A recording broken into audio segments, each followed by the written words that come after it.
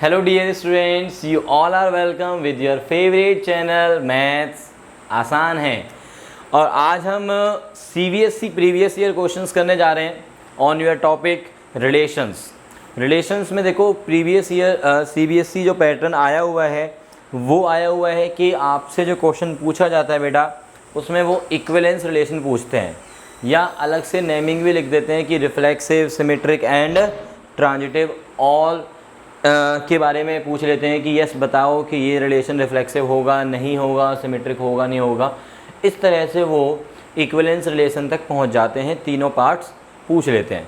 और समटाइम्स देखा गया है CBSE क्वेश्चंस में कि वहाँ पे इक्विवेलेंस क्लासेस की भी चर्चा हुई है और इक्विवेलेंस क्लासेस मैंने आपको लास्ट टाइम बताई थी। आज हम एग्जाम्पल्स के थ्रू भी देख लेते हैं कि इक्विवेलेंस क्लासेस हम कैसे फाइंड आउट कर सकते हैं ईजीली।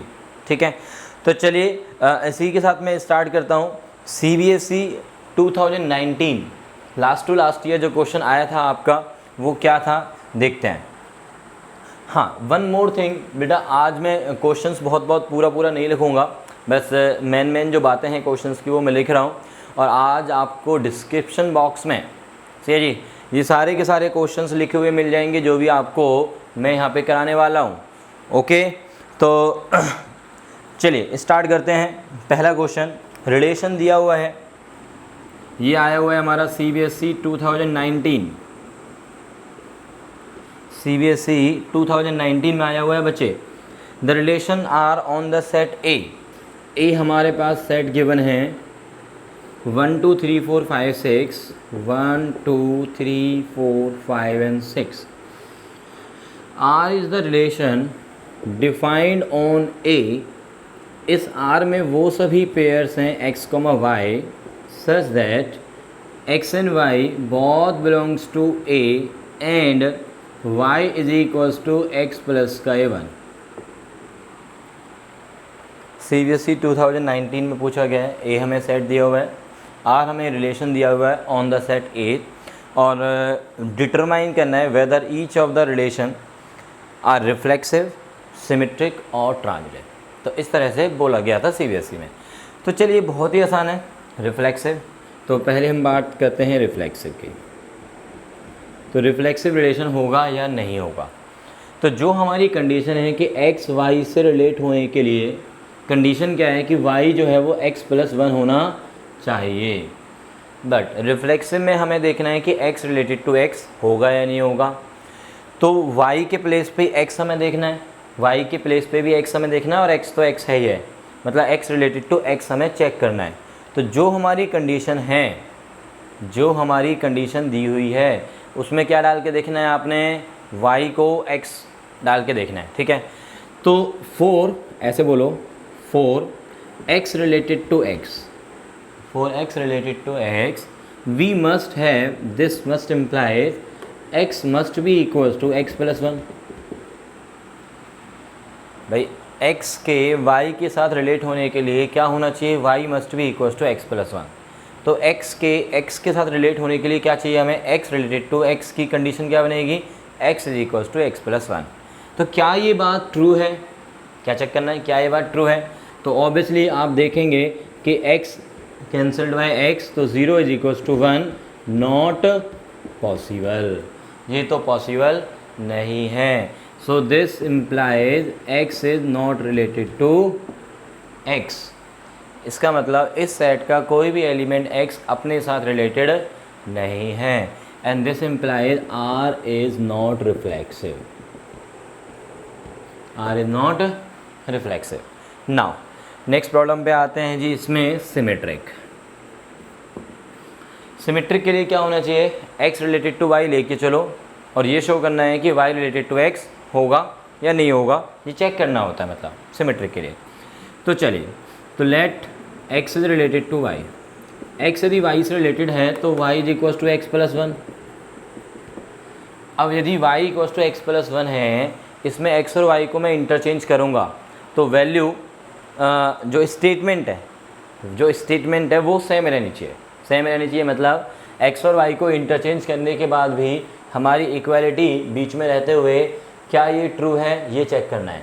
तो देखते हैं, मैं यहाँ से देख पा रहा हूँ बड़े इजीली कि यदि मैं x को यहीं पे रखता हूँ y-1, यानी कि x की वैल्यू तो y-1 है, जबकि y रिलेटेड टू x होने के लिए देखो y रिलेटेड टू x होने के लिए हमें क्या चाहिए होगा, x की पोजीशन y ने ली है, y की पोजीशन x ने लिया है, तो यहाँ पे भी चेंज होगा, means x must be equals to y+1। तो क्या इससे आ रहा है, क्या ये इससे आ रहा है, नहीं आ रहा है।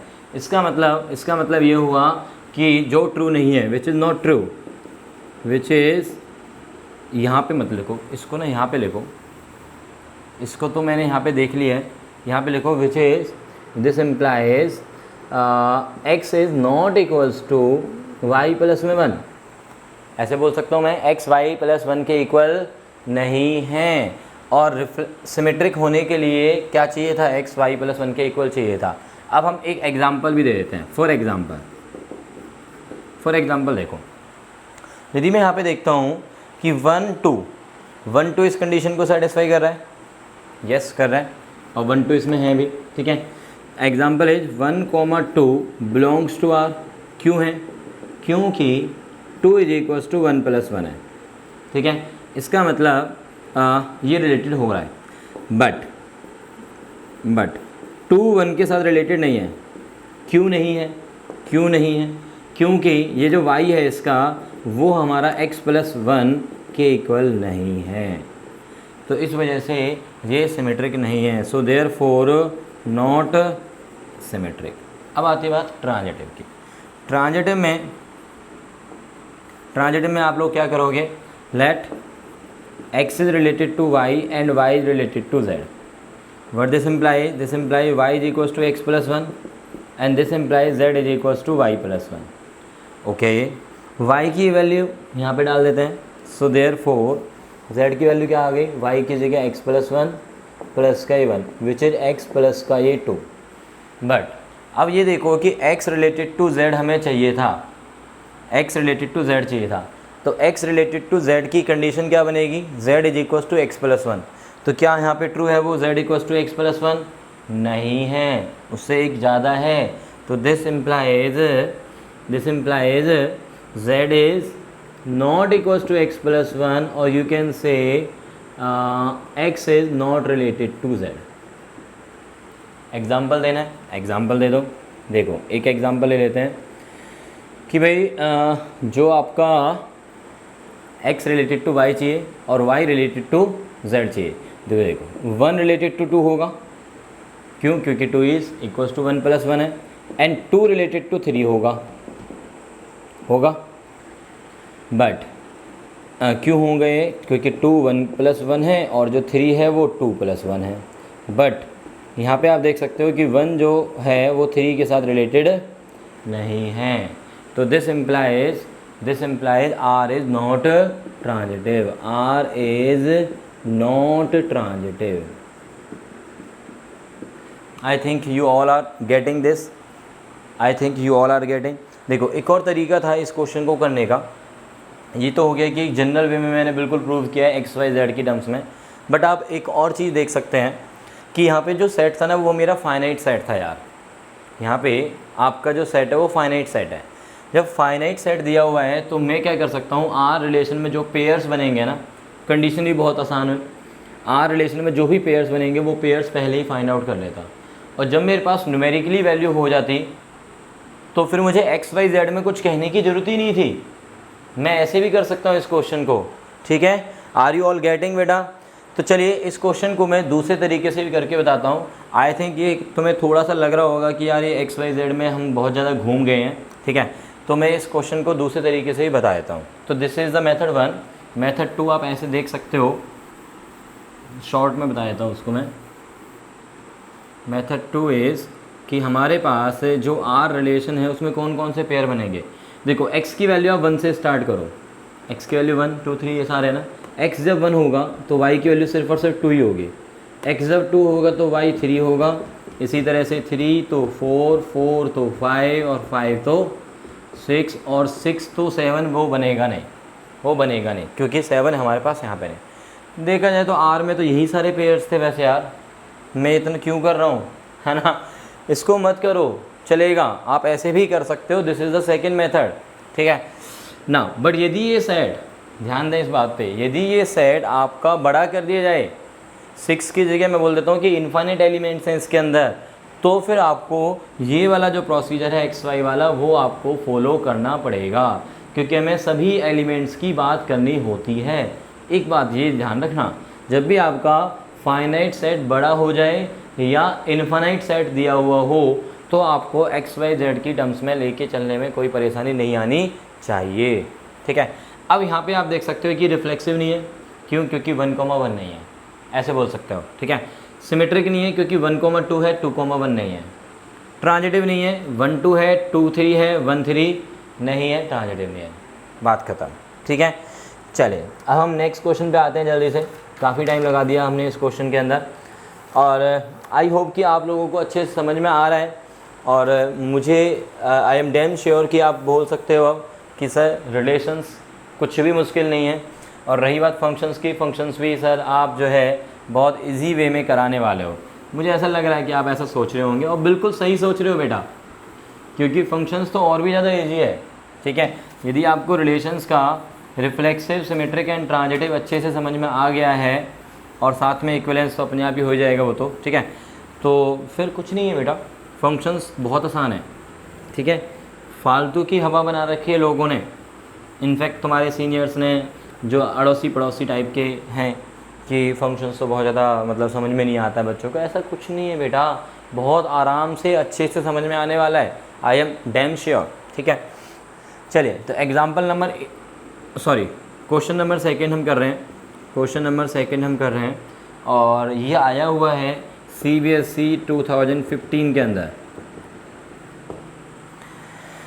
Determine whether the relation R defined on the set R of real numbers. Okay, यहाँ पे जो सेट दिया हुआ है ए, वो है यहाँ पे सेट ऑफ रियल नंबर्स, जो आर से ही रिप्रेजेंट किया है, set of all real numbers.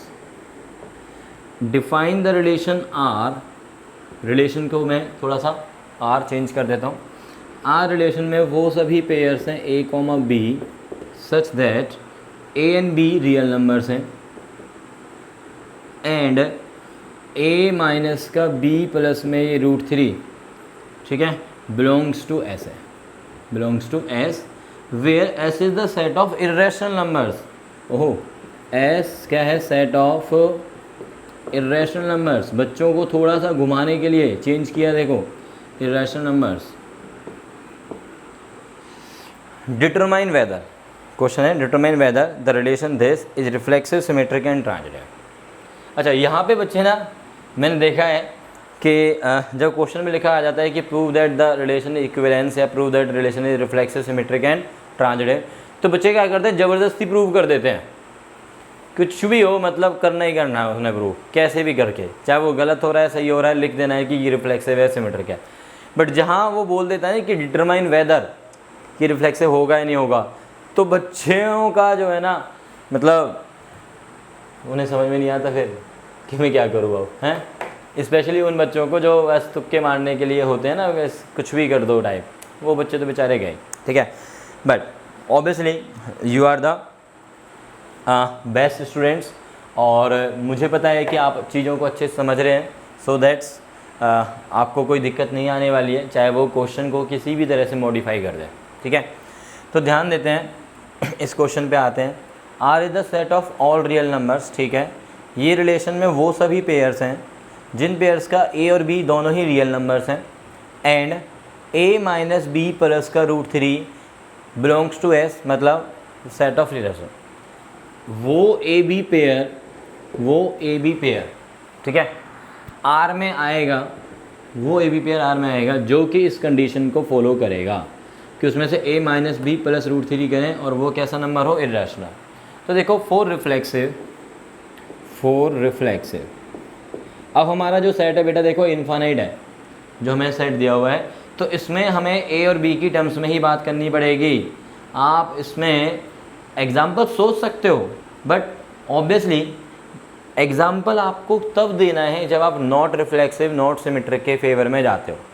यदि आप सिमेट्रिक के फेवर में जा रहे हो, नॉट के नहीं, मतलब सिमेट्रिक, यस सिमेट्रिक है या रिफ्लेक्सिव है, तो आपको जनरल प्रूफ देना पड़ेगा। आप फिर यहाँ पे ये नहीं बोल सकते कि ये पर्टिकुलर एलिमेंट बिलोंग कर रहा है तो इस वजह से रिफ्लेक्सिव है। नहीं, रिफ्लेक्सिव तब होता है जब सारे के सारे पेयर्स अपने साथ, मतलब हर एक एलिमेंट सेट का अपने साथ रिलेटेड होगा, वो वाले सारे पेयर्स आर में आएंगे। ठीक है, तो हमें देखना है रिफ्लेक्सिव। रिफ्लेक्सिव के लिए मैं ये बोलूँगा कि for a related to a, कौन से वाला आर आएगा यहाँ पे, रिलेशन वाला। For a related to a must implies a minus a plus root three must belongs to S. That means इसका मतलब क्या बनेगा, ये कैंसिल हो गया, root three must belongs to S. और एस क्या है, set of irrational. Root three irrational number में बिलोंग करता है, इर्रेशनल नंबर्स के सेट में, तो yes which is true obviously for all a belongs to the set R implies R is, कौन से वाला आर आएगा, सॉरी कर्ली वाला, आर इज रिफ्लेक्सिव। समझ में आया ये? कोई भी नंबर डाल के देखो 1 2 3 1/2 1/4 कैसा भी रैशनल रैशनल, तो वो नंबर अपने साथ माइनस होके कैंसिल हो जाएगा। तो फाइनली आपको रूट थ्री रैशनल नंबर्स के सेट में बिलोंग कर रहा है, तो डन। अब सेकंड बात आती है इसकी सिमेट्रिक के लिए देखो, हम एज्यूम कर रहे हैं कि let a comma b pair R में है, रिलेशन वाले आर में, इम्प्लाइज ए माइनस का बी प्लस में रूट थ्री इर्रेशनल नंबर हो गया।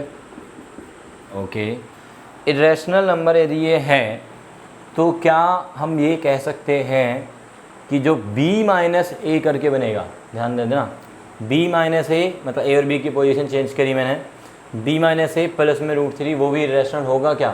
तो जस्ट थिंक अबाउट इट कि यदि मैं a और b की पोजीशन चेंज कर देता हूँ, रूट थ्री वहीं पे रहेगा, तो क्या वो नंबर भी इर्रेशनल होगा? तो let me take one example कि यदि मैं a की वैल्यू, सपोज़ करो a की वैल्यू मैं ले लेता हूँ रूट थ्री और b की वैल्यू मैं ले लेता हूँ 0। चलो ये ले लेता हूँ, क्योंकि a और b कोई भी रियल नंबर आप चूज़ कर सकते हो।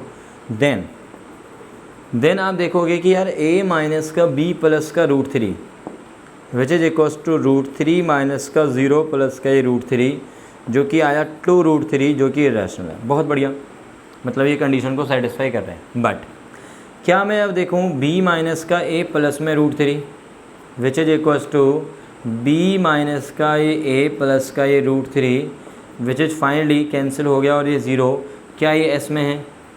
नहीं है, 0 तो रैशनल नहीं होता, 0 तो रैशनल है, क्योंकि for a this and b this, a related to b तो है but b related to a नहीं है। देयरफॉर मैं ये कह सकता हूँ कि रूट थ्री कॉमा 0 जो पेयर है वो रिलेशन में है, but 0 comma root three pair relation में नहीं है। Implies relation is not symmetric. क्योंकि एक ना फीलिंग आनी शुरू हो जाती है यार कि a minus b plus root three तो है, बट इसके बेसिस पे मैं ये तो प्रूव नहीं कर पा रहा हूँ ना कि b minus a plus root three भी होगा, क्योंकि यदि आप सिर्फ माइनस इसमें से कॉमन लेते हो तो इसमें तो कोई चेंज नहीं आ रहा।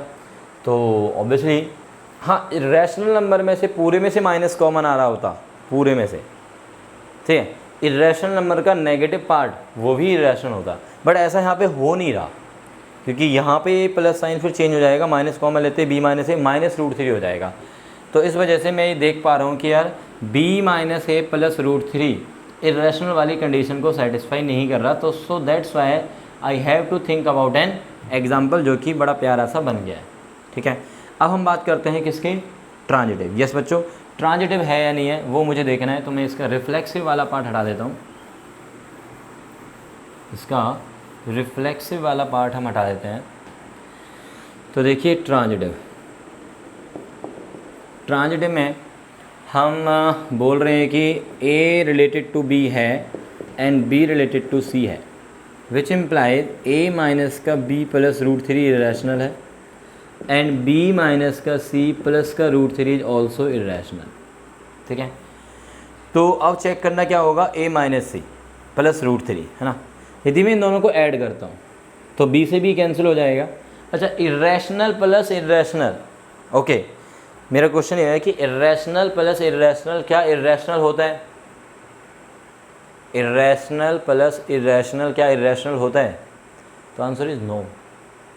रैशनल प्लस रैशनल तो रैशनल होता है, बट इरेशनल प्लस इरेशनल ज़रूरी नहीं है कि वो इरेशनल हो। फॉर एग्जांपल सोचो, यदि मैं √2 एक इरेशनल नंबर लेता हूँ और एक माइनस में √2 इरेशनल नंबर लेता हूँ, तो ये दोनों इरेशनल है, बट इन दोनों का जब सम करेंगे तो ज़ीरो आएगा, जो कि रैशनल है, जो कि रैशनल है।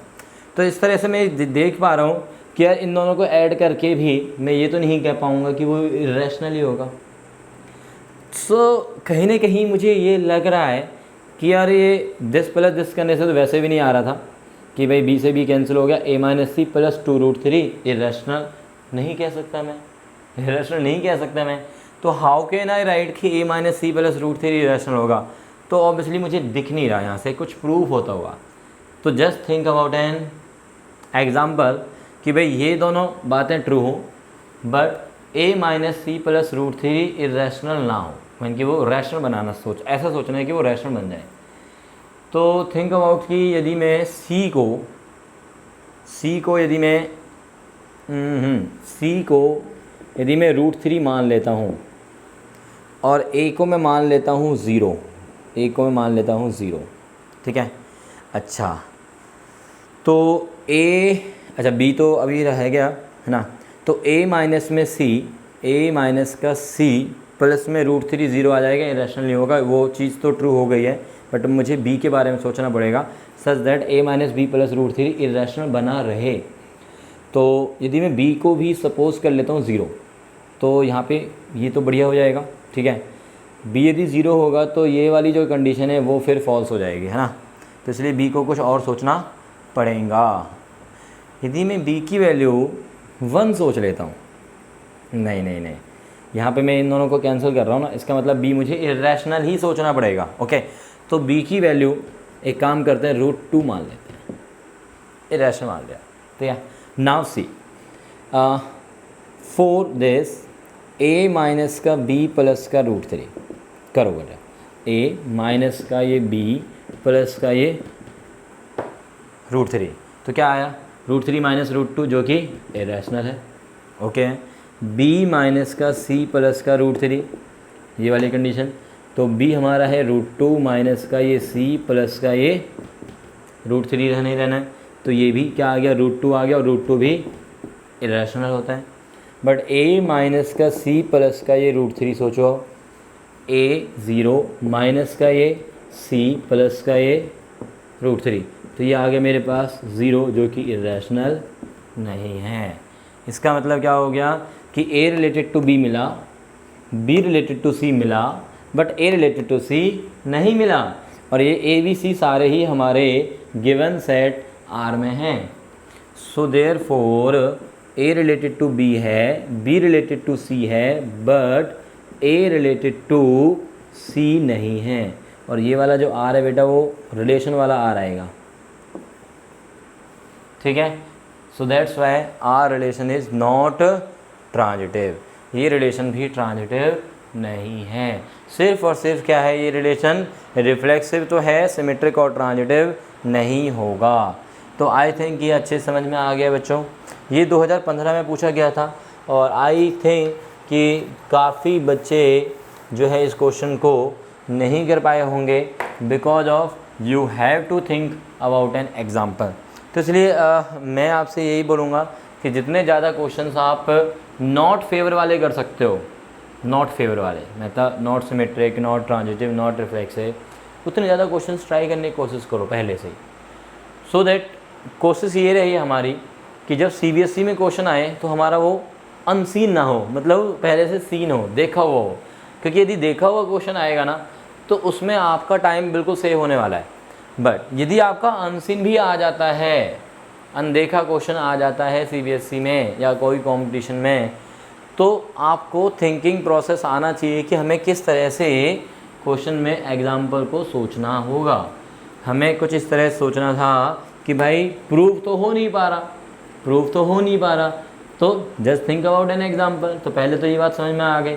देन उसके बाद एग्जाम्पल ऐसा सोचो कि भैया ए बी के साथ रिलेट हो, बी सी के साथ रिलेट हो, ए सी के साथ रिलेट ना हो, है ना।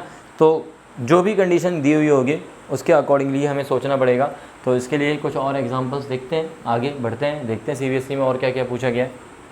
ओके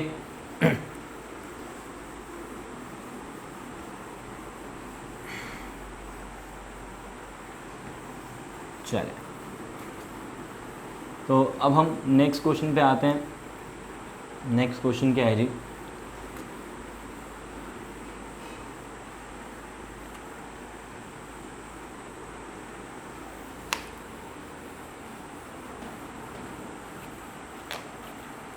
हाँ जी बच्चों, तो नेक्स्ट क्वेश्चन पे आते हैं।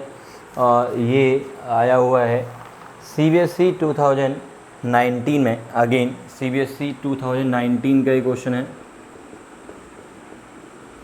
बिल्कुल सिमिलर सा क्वेश्चन हमारा एक एनसीईआरटी में दिया हुआ है। एनसीईआरटी में भी क्वेश्चन दिया हुआ है, आई थिंक 9th या 10th क्वेश्चन है, एक बार चेक करना, 9th है आई थिंक, ठीक है। Show that the relation R in the set A is the set of all those x belonging to whole numbers and 0 is less than equals to x is less than equals to 12, ठीक है। given by r is equals to a comma b such that mod of a minus b is a multiple of 4, is a multiple of 4। ओह, ये तो exactly same question दिया हुआ है यार, मैंने ध्यान नहीं दिया, ठीक है। ये एग्जैक्टली सेम क्वेश्चन दिया हुआ है एनसीईआरटी में और हमने ये किया भी हुआ है, ठीक है। Show that this is an equivalence relation, also find the set of elements related to 2, ठीक है। तो इक्विवेलेंस के लिए पहला रिफ्लेक्सिव, तो A related to A, 4a related to A, mod of a minus A, और mod of a minus A क्या होता है? 0। 0 is A multiple of 4, 0 is a multiple of 4, which is obviously true, which is true। तो 4a related to a must imply this, but which is true, so this implies a related to a हुआ for all a belongs to the set A। Reflexive हो गया। Symmetric, symmetric के लिए क्या बोलोगे आप कि let a related to b है, which implies mod of a minus b is a multiple of 4, is a multiple of 4, which implies mode के अंदर b माइनस ए कह सकते हो आप इसको, is a multiple of 4 because of, आपको पता है ये प्रॉपर्टी कि मोड के अंदर माइनस में x होता है तो वो मोड के अंदर x होता है। And this implies b is related to a और इम्प्लाइज r इज सिमेट्रिक, ठीक है। नाउ ट्रांजिटिव, ट्रांजिटिव थोड़ा ध्यान से करना है इसका। Let a related to b and b related to c, which implies mod of a minus b is A multiple of 4। जब 4 का मल्टीपल है तो मैं क्या कह सकता हूँ? 4 into n1। Similarly b related to c में mod of b minus c, 4 का मल्टीपल है तो 4 into n2, for some n1 n2, for some n1 n2 belonging to some integer, ठीक है। अच्छा, जैसे हम मॉडुलस हटाएंगे तो क्या आएगा? प्लस माइनस, और इधर भी प्लस माइनस, दोनों को अब आप ऐड करोगे तो a माइनस का c ऐड करने पे, एडिंग दीज, ठीक है। तो हमारे पास आएगा प्लस माइनस 4 इंटू में n1 प्लस n2, और मुझे लाना था a माइनस सी का मॉडुलस, तो मॉडुलस ले लो, ये हो गया 4 टाइम्स n1 प्लस n2, और which implies a is related to c, hence this relation is transitive, hence this relation is transitive. अच्छा, 2 से रिलेटेड एलिमेंट्स देखने हैं, तो इसका मतलब 2 की इक्विवेलेंस क्लास देखनी है बच्चों। तो 2 की इक्विवेलेंस क्लास देखना भी मैंने आपको लास्ट क्लास में बताया हुआ है, क्योंकि अभी समय बिल्कुल ख़त्म हो गया है, तो नेक्स्ट क्लास में करते हैं आगे फिर, ठीक है। और क्वेश्चंस के साथ हम आएंगे, सीबीएसई क्वेश्चंस के साथ। थैंक यू बच्चों, okay, take care, bye bye.